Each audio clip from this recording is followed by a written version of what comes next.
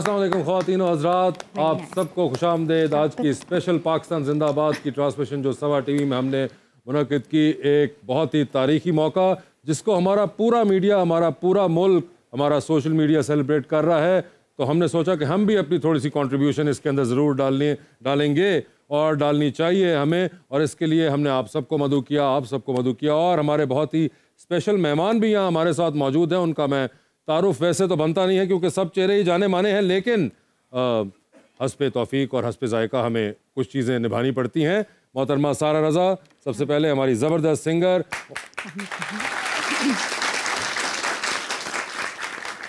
उनके साथ ही हमारे बहुत ही हरदिल अजीज़ इफ्तिखार ठाकुर साहब,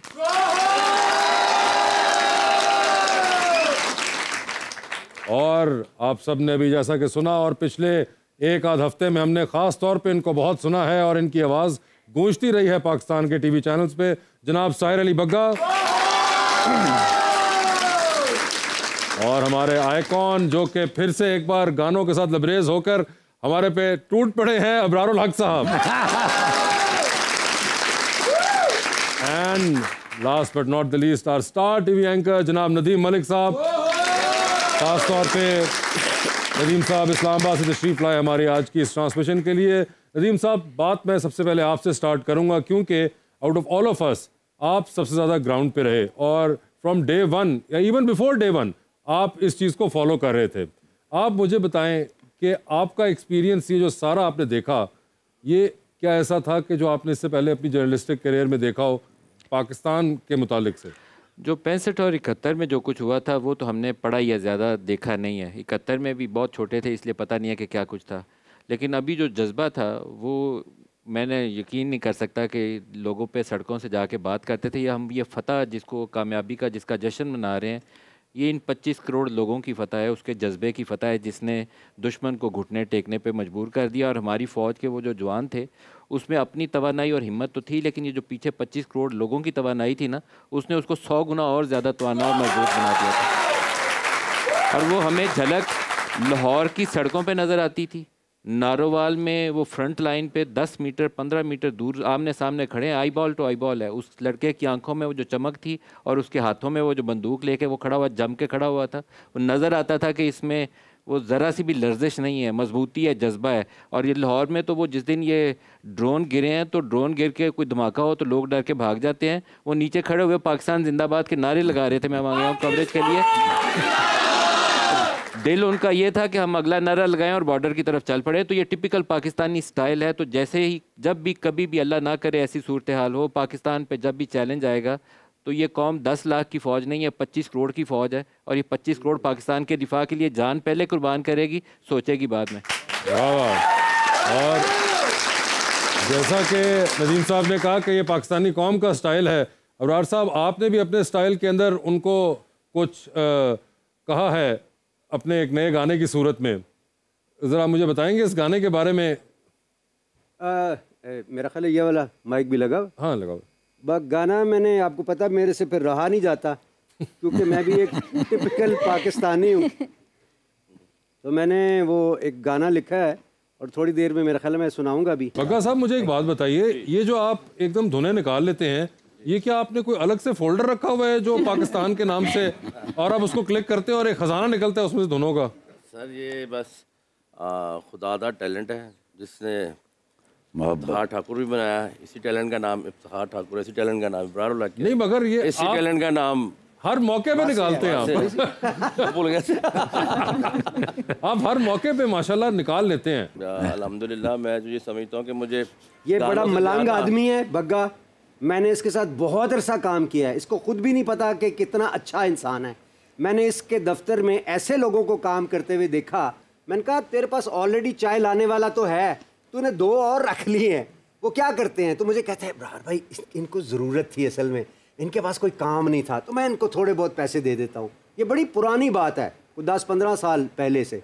तो मैं सोचता था कि यार मैंने बड़े लोगों के साथ काम किया, इस तरह का मैंने बंदा नहीं देखा। तो मैंने ये देखा है कि इस तरह का सच्चा सा बंदा जब होता है ना, अल्लाह उसको इज्जत ज़रूर देता है। तो इसके लिए बहुत सारी तालीम। ਹੁਣ ਤੇ ਉਹ ਜਿਹੜੇ ਬੱਚੇ ਇਹਨਾਂ ਕੋਲ ਕੰਮ ਕਰਦੇ ਸਨ ਉਹਨਾਂ ਦੇ ਆਪਣੇ ਖੋਖੇ ਨੇ।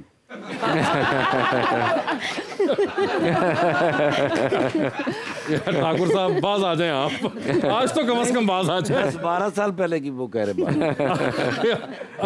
सारा मुझे बताइए, आपने भी एक तराना बड़ा जबरदस्त एक दोबारा, वाला तो वजीर आजम भी बन गया।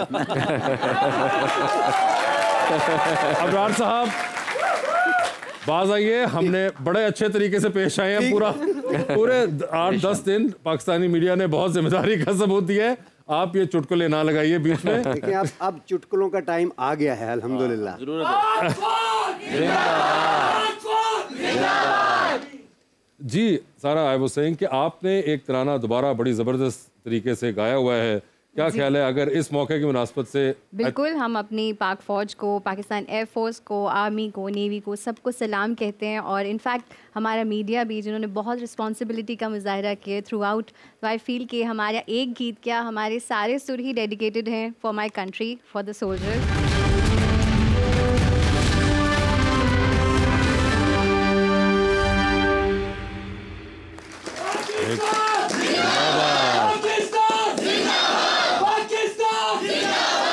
जैसा मैंने पहले कहा था कि बग्गा साहब की धुनें इतनी ज़बरदस्त होती हैं कि मैं शुक्र कर रहा हूँ अभी सीज़ फायर हुआ है, क्योंकि हम बॉर्डर के बहुत करीब हैं और ये धुन सुन के अजीब से ख्यालात दिल में आते हैं। मगर वैसे हमें जिस तरह पता चला, कल DGISPR ने भी कहा कि एक बहुत ज़बरदस्त वॉर सर लड़ी गई, मैदानों में फ़िज़ाओं में लड़ी गई, लेकिन सोशल मीडिया के ऊपर भी एक बड़ी ज़बरदस्त वॉर लड़ी गई। और ठाकुर साहब, ये जो सोशल मीडिया की वॉर थी, इसके अंदर आपने भी कुछ दिन पहले बहुत सी चीज़ें आपकी कुछ वायरल हुई और उस पर बहुत बहस मुबाहिसा भी हुआ। आर्टिस्ट की तरफ से एक बड़ा एक फ्रंट आपने खोल दिया था, तो आपको अंदाज़ा था कि इस किस्म का माहौल बन जाएगा इवेंचुअली? मुझे पक्का अंदाजा था सर। अच्छा, मैं उनमें रह के आया था सर, और मुझे उतना ही भरोसा था पाक फौज के ऊपर। देखे ना, ये जितने भी ड्रोन उधर से आए, कौन गिरा रहा था? कौन? थोड़े दिन च मैं उड़ के बज रहा था।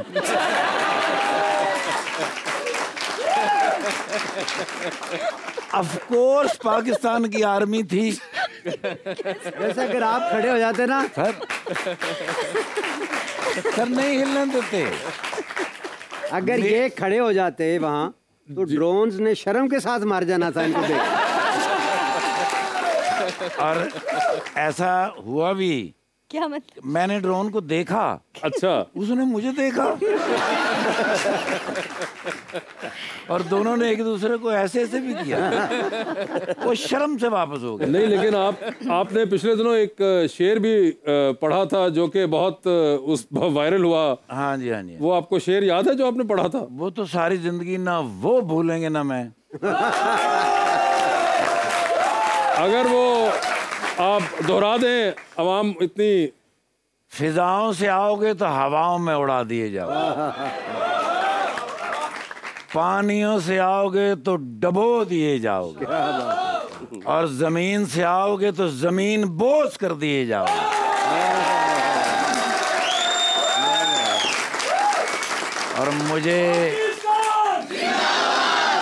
और मुझे इस बात का फख्र है कि पाक फिजाइया ने ये साबित भी किया।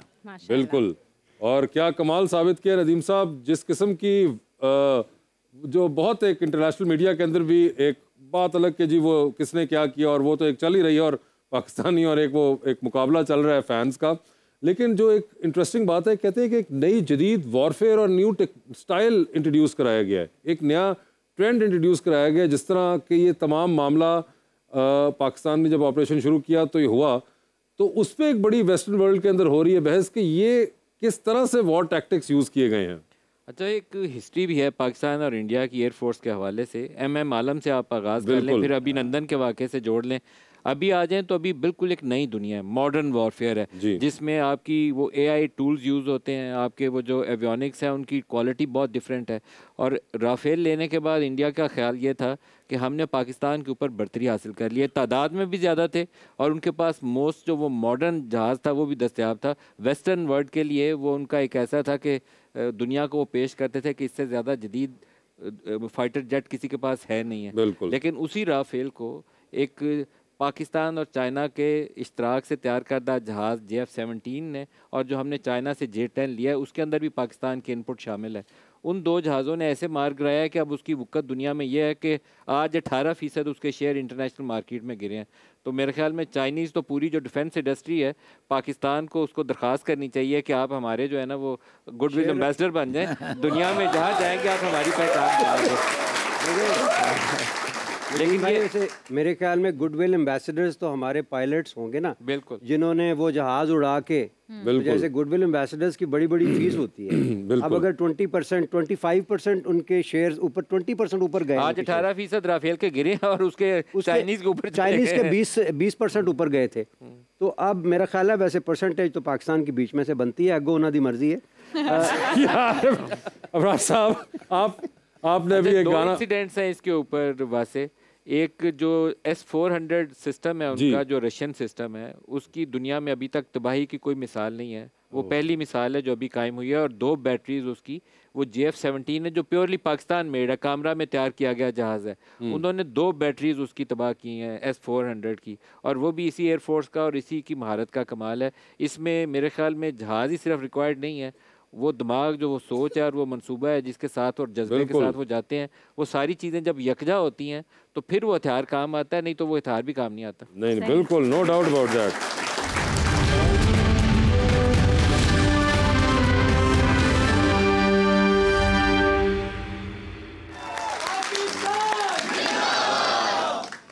जी रबानी, आप कुछ पूछ रही थी? सर, सोशल मीडिया पे बहुत मिस इन्फॉर्मेशन भी फैली है, तो मेन स्ट्रीम मीडिया जो है वो उसको किस तरह से हैंडल करता है? मेरे ख्याल में इस दफ़ा तो एक एक्स्ट्रा ऑर्डिनरी एफर्ट थी तमाम पाकिस्तानी चैनल्स की जानिब से। 24 आवर्स न्यूज़ रूम सोए नहीं हैं। हमारे अपने समा टीवी में कोई 35-40 घंटे मुसलसल नॉन स्टॉप, दरमियान में इन 10 दिनों में 3 दिन ऐसे थे कि डायरेक्टर न्यूज़ से लेकर उसके सब एडिटर तक तमाम लोग कंटिन्यूसली बैठे होते थे। एक खबर आती थी कि ऐसा हो गया है, तो ऊपर से लेकर नीचे ग्राउंड लेवल तक सारे जो कॉरेस्पॉन्डेंट्स हमारे, कोई मुजफ्फराबाद में भी बैठा है, उसको भी रात सारी जगा के चेक किया जाता था, फिर रिपोर्ट करते थे। 2-4 रोज़ 5 रोज़ पहले ही पाकिस्तान से जो मार पीटी है उन्हें 10 उससे पहले उन्होंने एक रात खबर चलानी शुरू कर दी। ये बड़ा इंटरेस्टिंग है कि लाहौर भी फतह हो गया है, कराची की पोर्ट के ऊपर भी कब्जा हो गया है, जो आर्मी चीफ है उसके खिलाफ भी कुछ हो गया, प्राइम मिनिस्टर बंकर में चला गया। अब प्राइम मिनिस्टर बंकर में चला गया ये शायद मैं मान लेता, लेकिन लाहौर फतह हो गया, मैं लाहौर बैठा हुआ था। मैंने कहा कि चलो चलते हैं लाहौर की सड़कों में निकलते हैं और जितने पाकिस्तान में कॉरेस्पॉन्डेंट्स हैं और जितने हमारे ब्यूरोज हैं सारों का लाइव लिंक अप करो। हम यहाँ से लिबर्टी चौक चले गए रात 12 बजे, और वहाँ से हमने अरोड़ा साहब हैं, पंजाब असम्बली का रुकन है, सिख रुकन है, और उनको लेकर हमने 1 घंटा लाइव ट्रांसमिशन वहाँ से की। जितने ब्यूरो से सारों को लाइव अप किया। अल्लाह पाक का करम था कि पाकिस्तान पुरअमन और कायम दायम था। और उसके वहाँ दावे ये थे कि हमने F-16 गिरा दिया है, पायलट कब्जे में ले लिया है, हमारी फ़ौज जो है वो वहाँ पाकिस्तान में लाहौर शहर में चली गई है, और हम लाहौर की सड़कों पूरों पर घूमते रहे पूरी रात। तो पाकिस्तानी मीडिया ने इस्टेब्लिश किया है कि हम उनके इस प्रोपेगंडे का जवाब मौसर तरीके से दे सकते हैं, और दिया इस दफ़ा। मगर मुझे नदीम साहब बात बताइए, एज ए जर्नलिस्ट आप मुझे बताएं कि आपको कभी अजीब सा लगता है कि जिस तरह उनके मीडिया ने बिहेव किया, कि ये क्या उनको एक्चुअली में लग रहा था कि सिर्फ बोलने से जो वो बोल रहे हैं वो हो जाएगा? अच्छा, ये जो उनका जहाज़ गिरा है ना राफेल, तो इसके ऊपर आजकल एक वो मीम चलती है RAW रॉ और आगे FAIL फेल, रॉ फेल। तो वो मीडिया को भी रॉ कंट्रोल कर रहा था, तो वो रॉ फेल, तो वही काम उनके मीडिया के साथ हुआ। बिल्कुल ऐसे ही है। मगर अच्छा, मैं मुझे एक बात, अगर आप मुझे इजाज़त दें, जी प्लीज़। एक तो मैं पूरी कौम को मुबारकबाद पेश करना चाहता हूँ। इसके मुस्तहिक तो हम बहुत अरसे से हैं, क्योंकि जंग या गुस्से के दौरान ही असल इंसान का पता चलता है कि कौन क्या है, क्योंकि अंदर की चीज़ें उबल के सामने आ जाती हैं। पीस टाइम्स में लोग अपने ऊपर एक रूप धार लेते हैं। दोनों मुल्कों की आवाम का रवैया देख लें, इधर चिल माहौल था और लोग मतलब वॉर को एक डिफ्यूज़ करने के लिए मजाक बना रहे थे, मीम्स बना रहे थे, और दूसरी तरफ एक वॉर हिस्टीरिया। और फिर मीडिया देख लें तो वो वॉर हिस्टीरिया क्रिएट करने की कोशिश कर रहा था। यहाँ बहुत ही नॉर्मल और रिस्पॉन्सिबल माहौल नज़र आया है। उधर उनकी पॉलिटिशियंस और उनके जो फ़ौज है उसके अंदर भी एक इंतहाई गैर ज़िम्मेदाराना रवैया थ्रू आउट, गलत इंफॉर्मेशंस।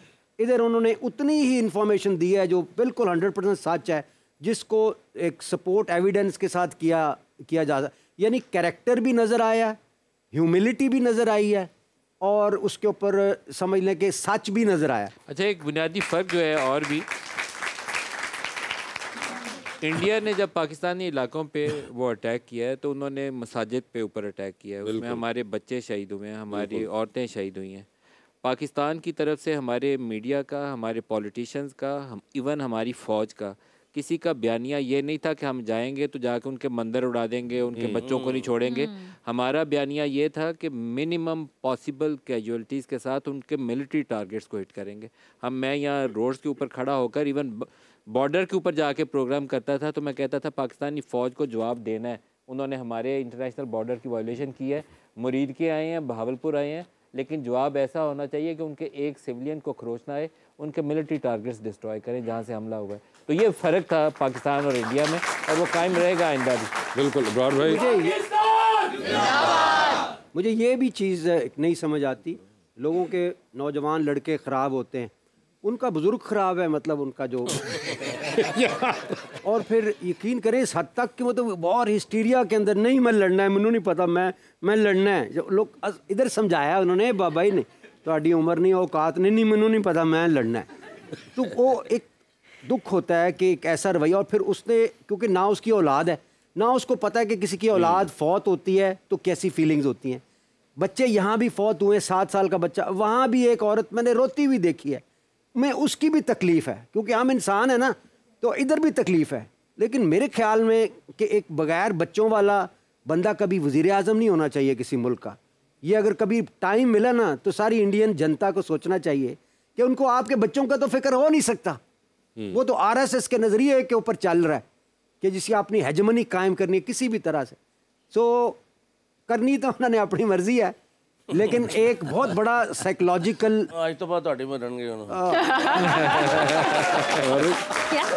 लेकिन बहरहाल कोई थोड़ी सी शर्म ज़रूर होनी चाहिए। बिल्कुल सर, मिली नगमों की जो एक हमारी एक रवायत है वो मुझे लगता है कि बड़े कामयाब तरीके से आगे चल रही है और ये लोग उसको चला भी रहे हैं। ये जनाब खून गरमा देती है, कोई भी माहौल हो, मिली नगमा आता है तो पूरा क्राउड देखें चार्ज हो जाता है, कमाल है इसका। सारा मुझे बताएं, हमने सुना है आपके वालिद भी फोर्सेस से थे? जी बिल्कुल, अल्हम्दुलिल्लाह हम लोग इस बात पे बेपनाह फ़ख्र करते हैं, we really proud. He was an aeronautical engineer in Air Force. अच्छा। तो PF से हमारा जो ताल्लुक़ है वो बहुत ही ज़्यादा स्ट्रॉन्ग है। Although he retired when I was born, but still PF की सारी यादें हैं पूरी फैमिली की। और अभी भी जो ये मजाक में कह रहे थे कि ड्रोन को इन्होंने देखा, हमने वाकई में देखा, बिकॉज़ वो हमारे घर के बहुत ही करीब था। और इसके बावजूद मुझ समेत हम सब के माशाल्लाह स्पिरिट्स छोटे छोटे बच्चों के इतने हाई थे और PF पे इतना यकीन था कि इंशाल्लाह पाकिस्तान एयरफोर्स इसका जवाब देगी। और अल्लाह का करम है कि अल्लाह के करम से माशाल्लाह जो जवाब दिया वो सबके सामने। बिल्कुल, जो ना सिर्फ जवाब दिया मगर नदीम साहब सबसे इंटरेस्टिंग बात जो कल की प्रेस कॉन्फ्रेंस में देखी कि जवाब देना और अल्लाह का बड़ा शुक्र कि उसमें कामयाबी हासिल होना, और उसके बाद जो ह्यूमिलिटी थी हाँ जी वो सबसे इम्पोर्टेंट थी कि जिस तरह हमारे वहाँ पे एयरफोर्स के जो रिप्रेजेंटेटिव थे उन्होंने, औरंगजेब साहब ने जिस तरह उसको एड्रेस किया, जब उनसे पूछा गया जहाज़ के बारे में तो उन्होंने कहा कि यार वो भी पायलट हैं, वो अपने मुल्क के लिए थे, मैं अपने मुल्क के लिए गया, और बस आखिर में स्किल्स का था मामला, वो हमारे बेहतर हैं तो ठीक है, मगर मैं इससे ज़्यादा कुछ नहीं कहूँगा। अच्छा, इस मौके पे एक बुज़ुर्ग है, उन्होंने मुझे एक कुरान पाक की सूरत भेजी और मुझे उन्होंने कहा कि तुम मीडिया पे आते हो तो तुम्हारी वसातत से ये पैगाम बहुत से लोगों को जाना चाहिए। तो आप ही का ये सवाल है, उसका जवाब यह है। कुरान पाक की सूरत है 110वें नंबर पे, अल नसर इज़ा जा नसरुल्लाह वल फतह, जब अल्लाह की नुसरत और मदद तुम तक आ पहुँचे। उसकी जो आखिरी आयत है वो बड़ी मानी खेज़ है और पूरी पाकिस्तानी कौम के लिए, आपके लिए, मेरे लिए, हमारी फ़ौज के लिए, हमारे सियासतदानों के लिए, सारों में उसके लिए लेसन है कि अब हमें क्या करना है। फसब्बे बिहम्दे रब्बी का वस्तगफिर इन्नहु काना तव्वाबा, कि उस अल्लाह ताला की हमद करो, तौबा करो, और अल्लाह तौबा कबूल करता है। फतह उसने दी है, नुसरत उसने दी है, दूसरा काम अब हमने करना है। ये हम मेरे लिए और पूरी पाकिस्तानी कौम के लिए सबक है। अल्लाह करे कि हमें वो समझने और अमल करने की तौफीक अल्लाह अता फरमाए। बिल्कुल। और सारा आपने अभी जिक्र किया एयरफोर्स का, तो जहाँ हमें कामयाबी मिली वहाँ पे हमें एक एयरफोर्स की तरफ से शहादत भी देखनी पड़ी है। और जन्नतुल फिरदौस में अल्लाह जगह दे उनको। बेशक। मेरे ख्याल से इस मौके पर अगर आप जो अपना रंगला नगमा पेश मैं करना ज़रूर चाहती हैं। नगमा पेश करना चाहती हूँ और सिर्फ आपकी सर बात को आगे बढ़ाना चाहूँगी कि जितने बुलंद जज्बे हमारे शहदा के हैं, उनके वालदैन के हैं और हमारे सोल्जर्स की फैमिलीज़ के हैं, मेरी गुजारिश है, बहुत बहुत ज़्यादा दिल से गुजारिश है कि आप लोग चाहे छोटी सी जॉब करते हैं, बड़ी जॉब करते हैं, जितने बुलंद जज्बे आपने हमारे देखे हैं पाक फ़ौज के, अल्लाह करे कि हमारे दिलों में भी अपनी मुल्क को सर्व करने का वही जज्बा आ जाए, हम भी हर दिन उसी जज्बे से जाएं और ये खून जो बहा है इसको याद रखें।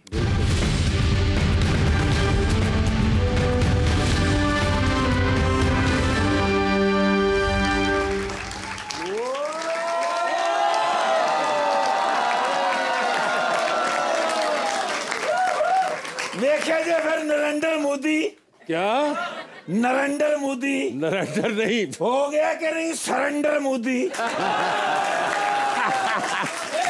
भला किन्ने कराया है? किन्ने कराया है? पाक फौज ने नाल आवाम खलोती सी। हाँ इंज होया फिर। अच्छा हाँ जी। मैं जिसले सिचुएशन वेखी है तो मारी है कॉल, अच्छा नहीं चुकी। किनको मारी कॉल? नरेंद्र मोदी नु। अच्छा और 92 ਦਾ ਨੰਬਰ ਸੀ ਨਾ। हाँ ਯਰਕਦਾ ਇਹ ਸਰ ਉਹਨੂੰ ਪਤਾ ਪਾਕਿਸਤਾਨ ਦਾ ਕੋਡ ਹੈਗਾ। हाँ ਉਹ ਮੈਂ ਫਿਰ ਥਾਣੇੋਂ ਕਾਲ ਕੀਤੀ। थाने हो? ਥਾਣੇ 'ਚ ਮੈਂ ਕਿਹਾ ਕਾਲ ਕਰਨਾ ਸ਼ਾਇਦ ਚੁੱਕ ਲਵੇ, ਹਾਂ। ਲੇਕਿਨ ਨਹੀਂ, ਉਹਨੂੰ ਪਤਾ ਲੱਗ ਗਿਆ ਸੀ ਵੀ ਕਿੱਥੋਂ ਆ ਰਹੀ ਹੈ। अच्छा ਲਾਈ ਫਿਰ ਮੈਂ ਫਰਾਂਸ ਦੀ ਕਾਲ। फ्रांस की सिम? ਫਰਾਂਸ ਦੀ ਸਿਮ ਇੱਕ ਮੈਂ ਰੱਖੀ ਹੁੰਦੀ ਹੈ ਨਾ। अच्छा ਲਾਈ ਹੈ ਮੈਂ ਫਰਾਂਸ ਦੀ ਕਾਲ, ਗਈ ਹੈ ਪਹਿਲੀ ਬੈਲ ਹੋਈ ਹੈ ਹਾਂ। ਤੇ ਚੁੱਕ ਲਿਆ। अच्छा ਕਹਿੰਦੇ ਨੇ ਹੈਲੋ ਰਾਫੇਲ। हाँ ਮੈਂ ਕਿਹਾ ਨਹੀਂ JF ਥੰਡਰ।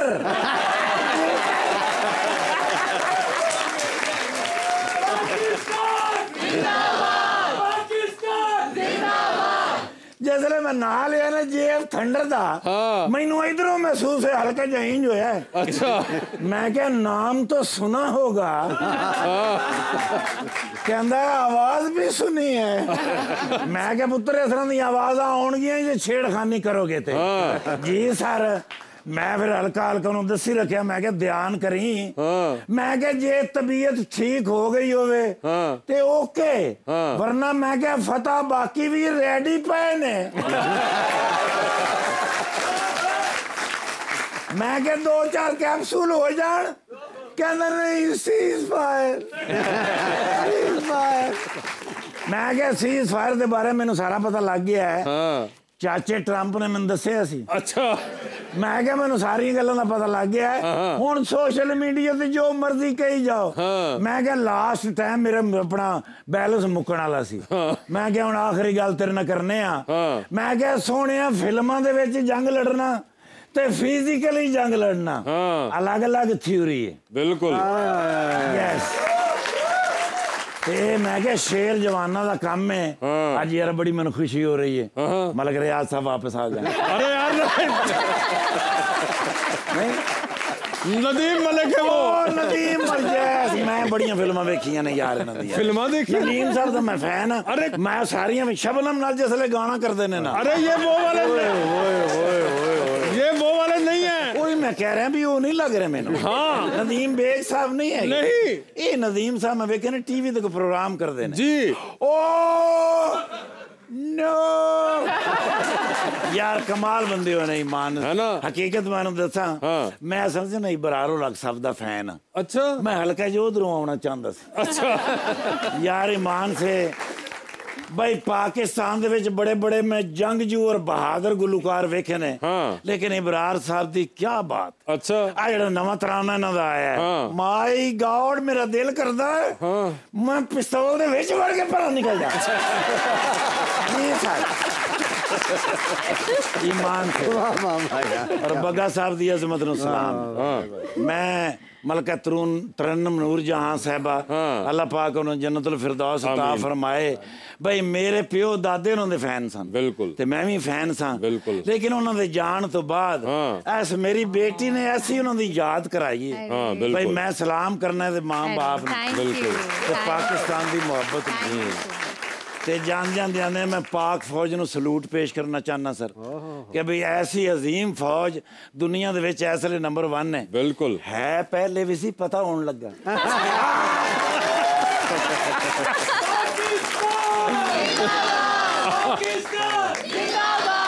सर क्या फिर से एक बार आपने हमारा जोश जो है वो दोबारा से वहीं पहुंचा दिया है। आप हर बार ये करते हैं गाने के बाद। Sir thank you sir. Sir मैं अपनी जंग लड़ रहा हूँ अपनी तरफ से। मैं अपने तरानों के साथ एक फ़ौजी हूँ, एक सिपाही हूँ पाकिस्तान का। वेरी गुड, बहुत अच्छा। तो बिल्कुल बात की ना, सही कहा इन्होंने। कौम ही बहुत है माशाल्लाह। किसी ने अच्छी बात की कि हर कोई अपने काम में खड़ा हुआ है सर। 25 करोड़ है, जज्बा ऐसा है। बिल्कुल नहीं है। और वैसे एक चीज़ नदीम साहब मुझे ये बताएं कि एक बड़ा ज़बरदस्त किस्म का जिसे कहते हैं हमने यूनिटी देखी है। मुझे कई बार ऐसा भी लगता है कि I am sure Indian intelligence agencies ने उनको बहुत सी ऐसी रिपोर्टें दी होंगी जिसे बताया होगा कि जी यहाँ पे फलां मसला है, पाकिस्तान के अंदर इकनॉमिक मसला है, कोई और किस्म का मसला चल रहा है और ये तो बहुत तितर बितर बिखरे हुए हैं। ये बहुत उन बेचारों को ये अंदाज़ा नहीं था कि इस तरह इकट्ठे भी हो जाएंगे। ये एक ऐसा इशू है जिसके ऊपर पूरी कौम में कोई तकसीम नहीं है। पाकिस्तान में सियासी हैं इख्तलाफात बाद इश्यूज़ के ऊपर, मुख्तलिफ जगहों पे और मामलात भी हैं, लेकिन इंडिया वाले इशू पे कोई इख्तलाफ नहीं है, कश्मीर वाले इशू पे कोई इख्तलाफ नहीं है, फ़लस्तीन पे कोई इख्तलाफ नहीं है। ये वो इशूज़ हैं जो हमें यकजा करते हैं।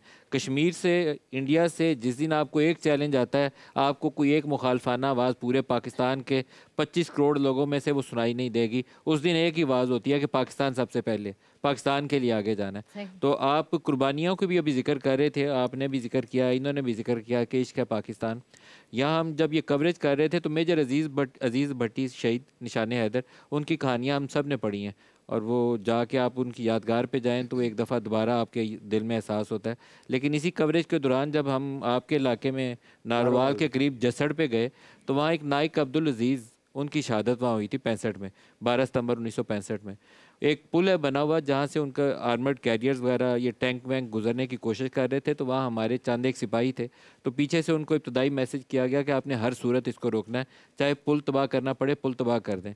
तो उस नाइक अब्दुल अजीज़ ने अपने जिस्म पे बम बांध के उस पुल को तबाह किया हुआ है और उसके जो जिस्म के खून के छींटे हैं वो उस पुल की दीवार के साथ लाइनों की शक्ल में नज़र आते हैं। हमने कवरेज की है, समा टीवी पे उसकी फुटेज दस्तयाब है। खून के छींटे आज भी वैसे ही ताज़ा हैं जैसे 12 सितंबर 1965 को आप देख रहे हैं। तो अगर आपको वो देख के चीज़, आपका जज्बा और खून आपका ताज़ा नहीं होता तो फिर तो दुनिया की कोई चीज़ ताज़ा नहीं कर सकती। और इंडिया वाले मामले में वो खून और वो जज्बा हमेशा वैसा ही ताज़ा है, अभी भी है, कल भी था और आइंदा हमेशा भी रहेगा। बिल्कुल। एक बात करना भाई, चाहता मेरा हूं भी कि ना पूरी जिंदगी का तजर्बा रहा है कि दो वजह से ये इकट्ठे होते हैं अवाम, या ठंड च इकट्ठे होंगे ने या जंग च। जी सर, इकट्ठे हो जाते हैं। बाकी सही गल है। अच्छा, दूसरी मैं ये कहना चाह रहा था सर, ठंड लगे तो इकट्ठे हो जाते जो जंग लगे तो इकट्ठे। मेरा चूंकि आपने नारोवाल का जिक्र किया तो वहाँ बहुत सारे लोग, हम श्योर हर गांव में ऐसे लोग होते होंगे, गांव नहीं मतलब हर शहर में या किसी गांव में भी मुख्तलिफ जगहों पे होते होंगे, मतलब दूसरे अजला के गांव में भी मैं कह रहा हूँ, तो जहाँ ना तस्वीरें लगी होती हैं शहदा की ना, कि वो पूरा गांव उसका प्राउड होता है। तो मैं कैंपेन में भी जाता था ना, तो मेरे साथ लोग भी बैठे होते थे, तो जब भी वो शहीद की तस्वीर गुजरती थी तो मेरी आदत है और थी कि मैं ना यूँ सलूट करता था उसको, और मेरे ना एकदम से गूज़बम से होते थे कि यार ये बंदा जिसने हमारे मुल्क के लिए जान दी है ना। और वो इतने माड़े लोग होते हैं कि वो बड़ी मुश्किल से गुजार। शुक्र है वैसे पाक फ़ौज उनका बड़ा ख्याल रखती है, अपने शोहदा और उनकी फैमिलीज़ का बड़ा ख्याल रखती है, इसका हमें आइडिया है। तो मैं ये देखता हूँ कि हम ये एक तो ये जंग है ना जो हमने सब ने देखी है, जो उस पर जंग लगी हुई ना पीछे, उसका हमें बहुत अरसे से वो बॉडीज़ आ रही होती हैं, क्योंकि मेरा एक ताल्लुक़ फ़ौजी फैमिली से है, तो और भी लोग अभी भी जो सर्व कर रहे हैं।